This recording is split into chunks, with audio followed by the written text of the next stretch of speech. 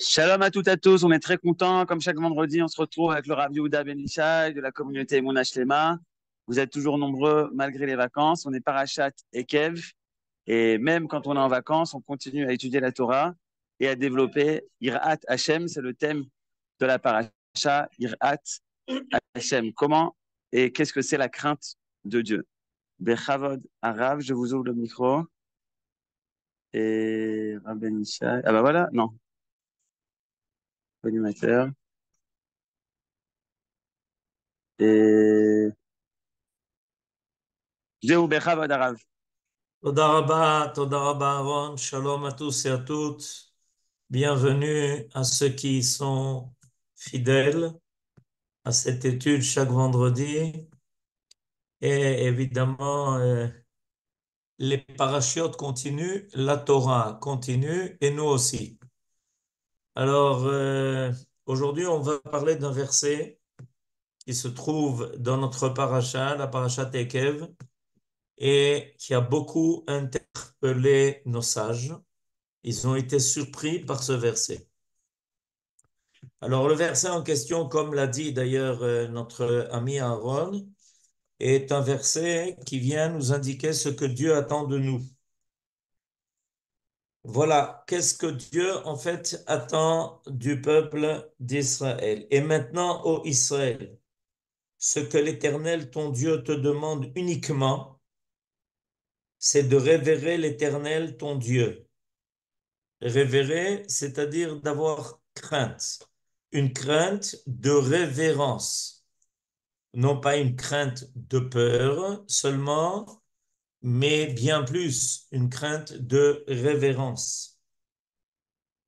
Mais le verset continue, de suivre en tous ses voies, de l'aimer, de le servir de tout ton cœur et de toute ton âme, en observant les préceptes et les lois de Dieu que je t'impose aujourd'hui pour devenir heureux. Dans le traité de Brachot à la page 33b, nos sages se demandent, mais en fait, qu'est-ce que Akadosh Baruch Hu réclame de nous? Au début, il est dit, la seule chose qu'il te réclame uniquement, c'est de révérer l'Éternel, ton Dieu, d'avoir crainte de lui. Et il continue ce verset en disant, en fait, il te demande tout. Alors, est-ce qu'il nous demande tout ou est-ce qu'il nous demande seulement de le révérer, d'avoir crainte de lui? Je vais vous lire le texte de la Gemara, c'est un texte très important. Et il nous dit la chose suivante, ce texte de la Gemara. Ve'amar Rabbi Chanina, Akol bide shamayim chutz mirat shamayim. Tout est entre les mains de Dieu, sauf la crainte de Dieu. C'est-à-dire, en fait, voilà ce que Dieu attend de l'homme. Le reste, c'est lui qui décide, mais ce qu'il attend de la part de l'homme, c'est cette révérence. Sheneemar, Ve'ata Israël, Ma Adonai Elohecha Shoel. Voilà exactement ce qui est marqué dans le verset de notre paracha. C'est ce qui est marqué dans la paracha de Ekev. Qu'est-ce que Dieu attend de toi? Et la réponse qu'on a entendue, Ma Hashem Elokecha Shoel Miimach, Ki im lira et Hashem Elokecha. Alors la Gemara continue en disant, mais enfin, c'est une petite chose. Ce que Dieu attend de l'homme, c'est une petite chose. Mais si il lui demande ça, il lui demande en fait tout. Ve'ata Israël ma Hashem Elokecha shoel me'imach ki im lira. Atu yirat shamayim milta zutratai. Qu'est-ce que cette chose-là, comme si c'était... Oh, enfin, il te demande juste ça. Mais juste ça, c'est tout. Parce qu'à partir du moment où on a conscience de la présence de Dieu, de la présence permanente de Dieu, et qu'on sent la grandeur de l'Éternel de sa capacité, force et omniprésence, il est clair qu'on est plein de révérence vis-à-vis de lui. Donc, a priori, la Yirat Shamaim semble tout contenir. Or, le verset va d'abord continuer en demandant de la part de l'homme d'autres choses. Et donc, le texte du Talmud s'intéresse à cela. Qu'est-ce qu'en fait il nous est réclamé ici? Amar Rabbi Chanina Mishum Rabbi Shimon ben Yochai. En lo le'akadosh baruch hu bevet genazav ela otsar shel yirat shamayim. Et il faut savoir que le trésor que Dieu possède, là, au bien caché, est un trésor de yirat shamayim. Alors, comment tu dis, puisque c'est le trésor même divin, la yirat shamayim, comment tu dis que c'est la seule chose qu'il te demande? En fait, il te demande ce qui se cache dans le trésor de Dieu. C'est intéressant. Comme si le texte voulait dire, écoute, c'est pas tellement difficile. Et ensuite, on nous dit, mais c'est le trésor même que Dieu garde tout près de lui, dont il a les clés. Alors, comment expliquer cela? Comme le dit le verset, Yirat Hashem i otsaro. Alors, la Gemara dit, la réponse est la suivante. Les gabé Moshe milta zutreta i. De amar Rabbi Chanina mashal le Adam שמבקשים ממנו כלי גדול ויש לו. דומה עליו ככלי קטן. קטן ואין לו, דומה עליו ככלי גדול. Aux yeux de Moshe, c'était une chose facile. C'est pour ça que c'est formulé comme si c'était pas grand-chose qui nous était réclamé. Oui, mais on n'est pas Moshe. Alors comment est-ce que la référence à la crainte de Dieu devient notre maître Moshe? On n'est pas Moshe. Alors la Gemara amène un machal. Elle dit à quoi ça ressemble à quelqu'un à qui on demande un ustensile, même si c'est un ustensile qui vaut cher, qui a une grande importance, s'il a à sa disposition, pour lui, c'est pas grand-chose. Vous allez demander à un voisin une scie électrique, et puis là, pour lui, c'est pas grand-chose. Il suffit de la sortir du placard. Par contre, si vous demandez à quelqu'un quelque chose qu'il n'a pas, même si vous lui demandez quelque chose de petit, il est désolé de vous dire que c'est pas à sa disposition. Alors qu'a priori, pour vous, c'était quelque chose de futile. Voilà la réponse qu'il vous donne. Je suis désolé, désolé, désolé. J'ai même pas un tournevis pour toi. L'autre, il vous a tout de suite sorti de son placard une scie électrique qui vaut 15 000 shekels, et l'autre à qui vous avez demandé un tournevis qui vaut 10 shekels, il n'est même pas capable de vous le donner, alors pour lui, ça paraît énorme. C'est-à-dire qu'en fait, c'est évidemment proportionnel à chacun de nous. Et là, ça va nous expliquer quelque chose de très important. Et je vais compléter par un verset qui figure non pas dans notre paracha, mais dans la paracha de Shoftim. Dans la paracha de Shoftim, on nous parle du roi. Et on nous dit à propos du roi que le roi doit écrire un Sefer Torah qui l'accompagne partout. Tout se passe comme si le roi devait être accompagné partout de la Torah qui vient lui rappeler son devoir. Et il ne doit pas se déplacer sans ce Sefer Torah. Elle restera par devers lui, la Torah. car il doit y lire toute sa vie, afin qu'il s'habitue à révérer l'Éternel, son Dieu, qu'il respecte et exécute tout le contenu de cette doctrine et les présents statuts. Alors à nouveau, il nous a expliqué que le roi doit écrire un Sefer Torah qui l'accompagnera partout où il ira pour lui rappeler ses devoirs, pour lui rappeler que il doit se référer à la Torah dans les décisions graves qu'il va prendre, des décisions d'ailleurs qui ne le concernent pas seulement lui, mais qui va concerner surtout tout le peuple. C'est pas évident. Être un dirigeant, ce n'est pas une chose qui est facile, ce n'est pas une chose qui est évidente, et il y a énormément de calculs qui peuvent rentrer en considération.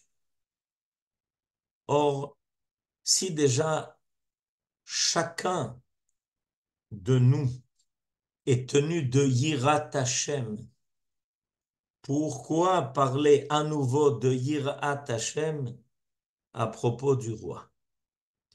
En fait, Yirat Hashem, c'est quelque chose qui est déjà réclamé de l'ensemble du peuple, sans exception, comme on l'a entendu tout à l'heure. Ma Hashem Elokecha Shoel Meimach, qu'est-ce que Dieu attend de toi? Et voilà que dans pas longtemps, on va trouver à nouveau cette réclame, cette demande de la part du roi. Mais de toutes les façons, en tant qu'individu, il est tenu de Yirat Hashem. Et je reviens à ce qu'on a dit tout à l'heure, cette analyse-là où on nous présente la Yirat Hashem comme quelque chose qui semble se résoudre à pas grand-chose. Et ensuite, la Gemara, évidemment, est surprise en disant, mais comment pas grand-chose? Si quelqu'un a Yirat Hashem, il a tout. En fait, ça comprend le tout. Alors, comment tu présentes ça comme Ki'im, seulement cela? Oui, mais par rapport à Moshe Rabbeinu, c'est pas grand-chose. Mais on n'est pas Moshe Rabbeinu. Comment se fait-il que la Gemara vient nous parler maintenant pour nous faire comprendre un verset de Moshe Rabbeinu? La Torah, elle est pour tout Israël, elle n'est pas pour Moshe Rabbeinu. Et si ce que Dieu attend de nous, c'est cette capacité d'honorer sa présence, de la révérer, d'être conscient et d'être impressionné par la grandeur divine, cette grandeur que l'on trouve dans la création, que l'on trouve dans le maintien de l'existence du monde, cette grandeur que l'on trouve dans la providence qui intervient à chaque moment, à chaque instant, et dont on est de plus en plus conscient. Vous entendez ce qui se passe autour de nous et vous dites, mais c'est pas possible. Comment on assiste à de tels événements, mais on est dans une période historique qu'on n'aurait jamais voulu rater, surtout lorsqu'on entend régulièrement ce que nous vivons, ce que nous affrontons, et surtout comment Dieu, à chaque fois, arrive à détourner l'intention des ennemis qui veulent à tout prix nous supprimer. C'est quelque chose d'impressionnant. On entend maintenant les catastrophes qui s'abattent sur les pays qui nous entourent, et on se dit, mais c'est pas naturel. Il y a quelque chose qui nous montre le droit de Dieu, là. Évident, évident. D'ailleurs, sachez que ce soir, on va lire Mizmor le David, Avul Hashem Bene Elim, Avul Hashem Kavod Vaoz. C'est comme ça que on va, juste avant les Chadodi, euh, préparer la venue du Shabbat par ce chapitre de Teilim. Et là-bas, d'après le Pérouche, le commentaire du Malbim sur ce chapitre de Teilim, David Amelech fait le compte-rendu de ce qu'il a vu ce à quoi il a assisté à son époque, où les pires catastrophes se sont abattues sur tous les pays autour de nous et ont frappé tous ceux qui, évidemment, n'avaient pas de très bonnes intentions envers Israël. Et quand ces catastrophes sont arrivées aux frontières d'Israël, ces catastrophes qui, d'ailleurs, se déchaînaient par les quatre éléments de la nature, le feu et l'eau, et des tempêtes de sable et aussi euh, des vents terribles. Voilà que tout ça, tout d'un coup, arrivé aux frontières d'Israël, tout ça s'arrête, tout ça se met en paix et que le peuple d'Israël vit dans son pays en toute prospérité et en se demandant, mais c'est quoi ce spectacle, à quoi on assiste? Alors donc, il est clair que on doit prendre conscience de tout cela. C'est ça qui doit nous remplir de Yirat Shamayim. Et cette Yirat Shamayim, il faut la développer, il faut apprendre à voir, à entendre, à comprendre et à être suffisamment humble pour saisir que Dieu est là, il est présent, qu'il intervient, qu'il fait sans arrêt des interventions qui sont d'ordre naturel et peut-être même plus que d'ordre naturel. Alors c'est quoi cette Yirat Shamayim qui, une fois, nous dit que pour Moshe Rabbeinu, c'est pas trop difficile, que pour nous, c'est énorme, que pour un roi, il faut lui répéter que lui aussi, il a besoin de Yirat Shamayim, alors que on aurait pu évidemment penser que s'il est déjà le roi, ça veut dire qu'il est passé par les étapes où il avait compris qu'il fallait vivre avec ce sentiment de présence divine. Il y a là-dessus un très beau commentaire de Rabbi Naftali Tzvi et Yehuda Berlin, qui était le Rosh Yeshiva de Volodjin. Le Rabbi Naftali Tzvi Yehuda Berlin, le Natziv, appelé le Natziv, dans son commentaire sur la Torah à Emek Davar, nous explique quelque chose de fondamental. Il nous explique qu'en fait, la Yirat Hashem, c'est quelque chose qui ne peut dépendre que de l'homme parce qu'elle est relative à l'homme. Je m'explique. Il distingue quatre catégories d'individus dans le peuple. Ceux qui dirigent le peuple, ceux qui sont les chachamim du peuple, ceux qui vaquent à leurs occupations habituelles et les gens les plus simples. Ce qui est exigé de chaque catégorie ne ressemble pas à ce qui est exigé de l'autre.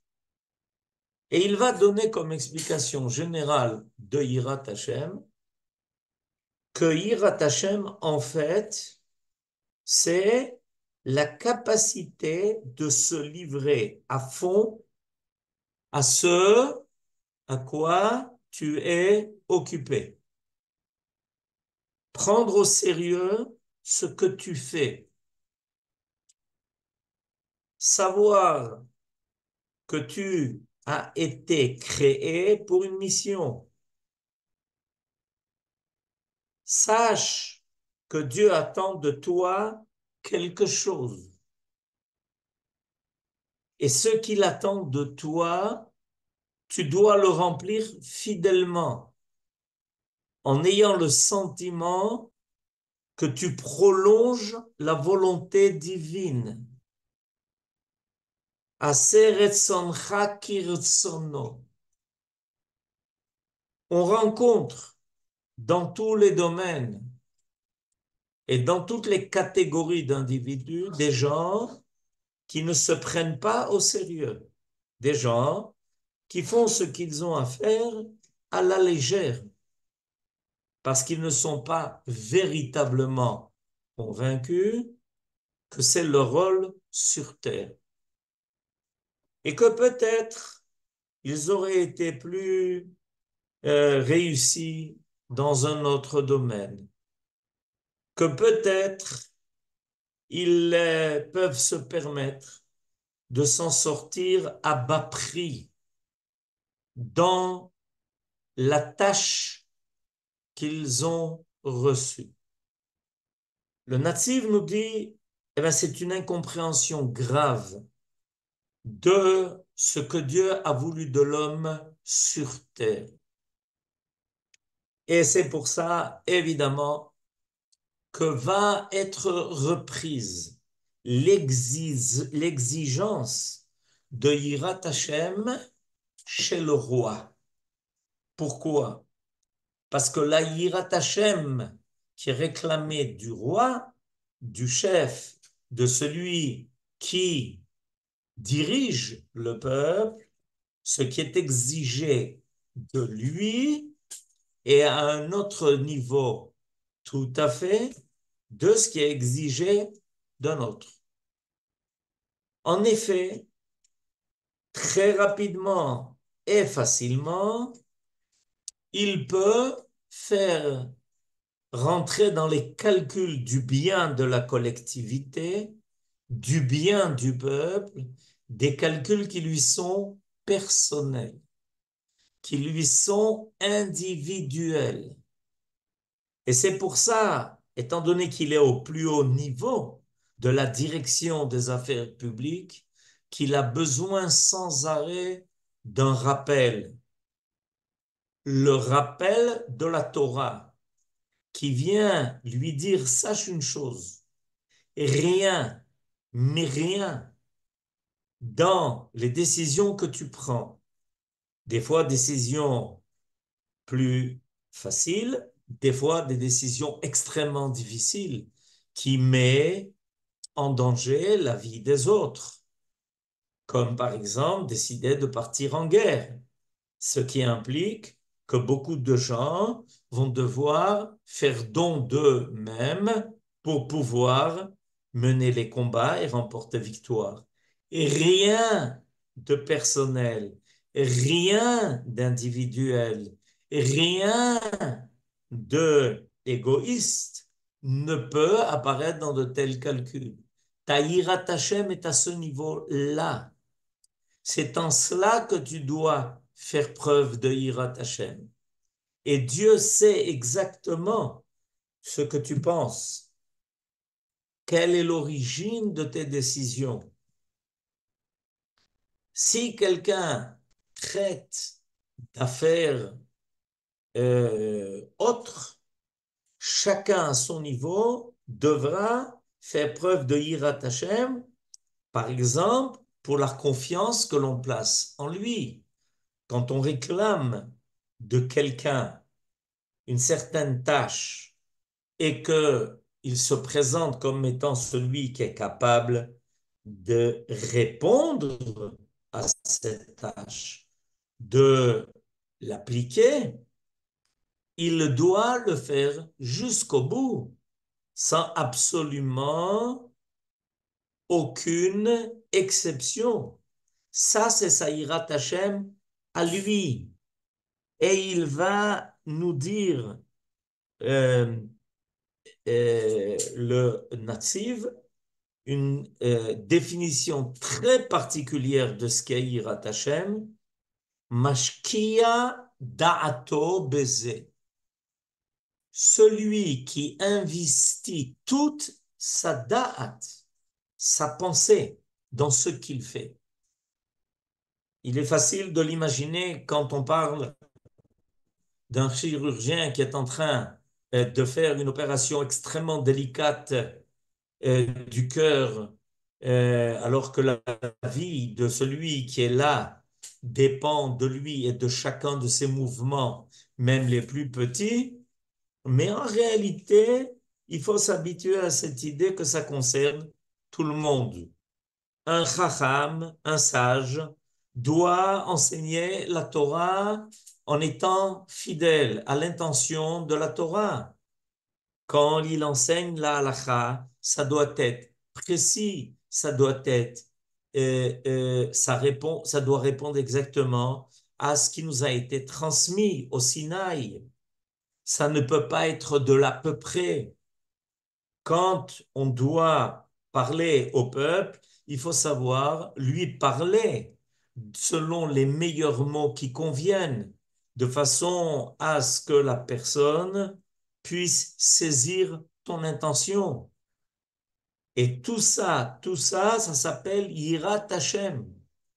Et ça nous explique pourquoi, à propos du roi, c'est repris. La Yirat Hashem du roi n'est pas la même que Yirat Hashem de quelqu'un qui a un autre rôle, un autre tafkid, de celui qui est le moré, qui est le maître, et qui doit enseigner à ses élèves. Et je voudrais maintenant reprendre l'enseignement de la Gemara. L'enseignement de la Gemara dit, mais c'est énorme ce que tu réclames. C'est énorme en fait ce que tu demandes. C'est pas une petite chose, ça Yirat Hashem. Que chacun dans son domaine, là où il est, dans ce qu'il fait, doit être conscient du fait que Dieu l'accompagne et que ça dépend de lui et de son libre arbitre que de traduire la volonté de Dieu à travers lui. Ça dépend de lui. C'est pour ça, Kol bidei shamayim chutz miyirat shamayim. Effectivement, Dieu est l'origine de la Yirat Hashem, parce qu'en se dévoilant, il inspire cette crainte de respect envers lui. Mais ce que chacun va en faire, ça sera différent à un niveau individuel. Il y a là un libre arbitre. Akol bidei shamayim, chutz miyirat shamayim. Mais le natif continue d'expliquer quelque chose de plus, un niveau important. Pourquoi est-ce qu'il nous dit que pour Moshe Rabbeinu, c'était quelque chose de simple? Et c'est pour ça que c'est formulé. Qu'est-ce que Dieu réclame de toi? Il réclame de toi seulement Yirat Hashem. Alors la Gemara est très étonnée en disant, comment seulement Yirat Hashem? Mais c'est tout Yirat Hashem. Oui, pour Moshe Rabbeinu, c'est pas grand-chose. Pour toi, c'est tout. Et là, il nous explique que ce qui est facile pour l'un est difficile pour l'autre. Si tu essayes de réussir, de traduire la volonté de Dieu dans ce qui ne te concerne pas, ça devient extrêmement difficile. C'est pas dans ce domaine-là, c'est pas à ce niveau-là que tu vas prouver ta Yirat Hashem. Et malheureusement, on y a une génération où il y a une dispersion d'esprit énorme. Chacun pense qu'il est capable de faire ce que l'autre doit faire. Et à cause de cela, en fait, de nombreuses personnes ne se sentent pas véritablement responsables de ce qu'elles ont à faire. Parce que chacun pense qu'il est l'autre. Chacun pense qu'il est capable de faire ce que l'autre fait. Alors, ça porte une double atteinte, cela, à la Yirat Hashem. La première atteinte, c'est évidemment celui qui pense qu'il peut être l'autre. D'abord, il porte atteinte à l'autre, parce qu'il ne respecte pas ce qui est en l'autre, ce que seul lui est capable de faire. Il n'encourage pas. Il ne comprend pas qu'il a reçu la mission qui lui a été impartie par Dieu qui l'a créé et qui lui a donné l'âme nécessaire à cela. il affaiblit. Il y a, de façon générale, un sentiment d'affaiblissement général au niveau mondial, parce que chacun pense qu'il peut être l'autre, qu'il peut devenir l'autre, qu'il peut se transformer en l'autre, qu'il peut choisir ce qu'il va être, homme, femme, vieillard, jeune, tout, n'importe quoi.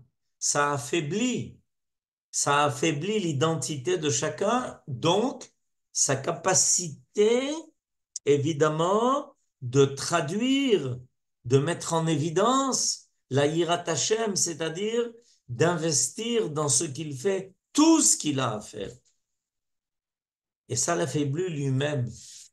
Parce que, étant donné qu'il se détourne de lui-même en s'occupant de ce que l'autre fait, alors il s'oublie et il oublie son rôle et il oublie ce qu'il doit être. Il est sans arrêt distrait. Et ça, c'est quelque chose qui est extrêmement important à retenir. On constate qu'on est dans une situation et civilisation où chacun se lance dans ce que les autres font. Il est tellement happé par tout ce qu'on lui raconte sur les autres qu'il est complètement ignorant de lui-même. Tu ne peux pas être Moshe Rabbeinu. Et pour Moshe Rabbeinu, être Moshe Rabbeinu, c'était facile. C'est pour ça que la Gemara va dire que pour Moshe Rabbeinu, la crainte de Dieu que devait avoir Moshe Rabbeinu, c'était quelque chose qui était pour lui facile. Mais si toi, tu veux adopter cela, alors ça va devenir pour toi une tâche insurmontable. Parce que c'est pas toi, ce n'est pas à toi que cela revient. Rappelons-nous l'histoire de Korach. Korach a voulu prendre un rôle qui ne lui revenait pas. Il a porté un préjudice énorme à tout le peuple d'Israël, mais aussi à lui-même. Il a été engouffré. Il a disparu. Quand tu t'ignores et que tu ignores la Yirat Hashem qui est spécifique à toi, dans laquelle tu dois faire apparaître ton rôle, alors on s'engouffre. Nachon, on a tous en nous une étincelle de Moshe Rabbeinu, comme on vient de me l'écrire. C'est-à-dire qu'on doit avoir tous en nous la volonté de remplir notre rôle. Moshe Rabbeinu l'a fait 40 ans et il a été prêt à tout donner pour cela. Et si chacun de nous, dans tous les domaines, en tant que parents qui ont aussi des parents, en tant que chacun dans le rôle qu'il a joué sur terre, va remplir son rôle, on dira de lui, il est comme Moshe Rabbeinu. Moshe Rabbeinu, jusqu'au dernier souffle, s'est occupé de son peuple. Il n'a jamais démissionné, imaginez-vous. Il entend qu'il ne pourra pas rentrer en Eretz Israël, qu'il y a eu un décret qui ne le laissera pas rentrer, et il continue jusqu'au dernier jour de sa vie, comme s'il allait rester avec le peuple d'Israël pour l'éternité. Vous savez ce que ça a entraîné, ça? Ça a entraîné que Moshe Rabbeinu ne nous a pas quittés.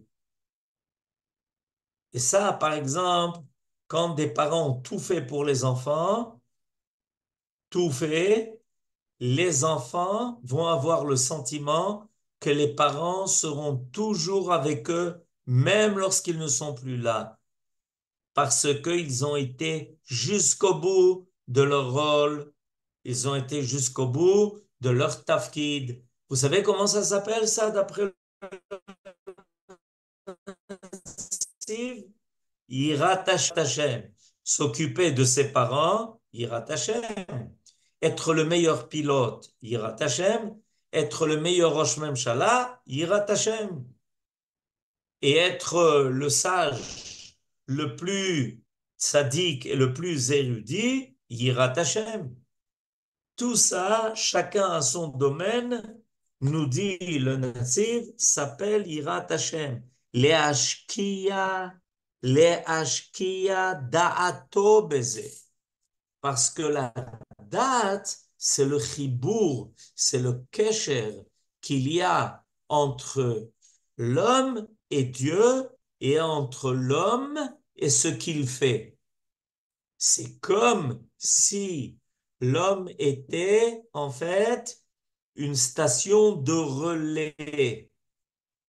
Donc, quand l'homme connaît Dieu, il apprend ce que Dieu attend de lui et qu'il va ensuite s'appliquer et s'investir dans ce qu'il fait, apparaît Dat Elohim dans ce qu'il fait. Et ça s'appelle Yirat Hashem. C'est une conception extrêmement importante de ce qu'est Yirat Hashem. À tel point que quand quelqu'un est complètement investi dans ce qu'il fait, il est libéré des autres obligations. Aosek ba mitzvah, patur mina mitzvah. Parce que si tu es complètement investi dans ce que tu fais, c'est ta Yirat Hashem à toi. Tu n'es pas censé t'occuper du reste. Tu es patour parce que dans ce que tu fais, tout est contenu, tout est impliqué. Là-bas se trouve Da'at Elohim dans ce que tu fais. Et de nos jours, de plus en plus, chacun sent qu'il doit chercher.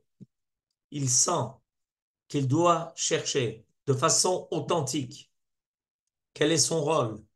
Peu importe l'étape de sa vie, peu importe son âge, il doit savoir que Dieu lui a donné ce qu'il lui a donné comme vie, ressources, énergie, force, capacité, don, pour être le Yareh Hashem là où il se trouve dans ce qu'il fait, comme l'a été Moshe Rabbeinu à son époque. Shabbat Shalom, Besorot Tovot, Yeshuot Venechamot, et que Dieu protège ces soldats qui exécutent leur mission avec beaucoup de Yirat Hashem. Amen, Ken Yehi Ratzon. Merci d'avoir visionné cette vidéo. Je vous invite à vous abonner à notre chaîne InMode pour plus de replays, de conférences, de cours, d'interviews. Cliquez sur le bouton juste ici et vous êtes abonné à l'InMode. À très bientôt.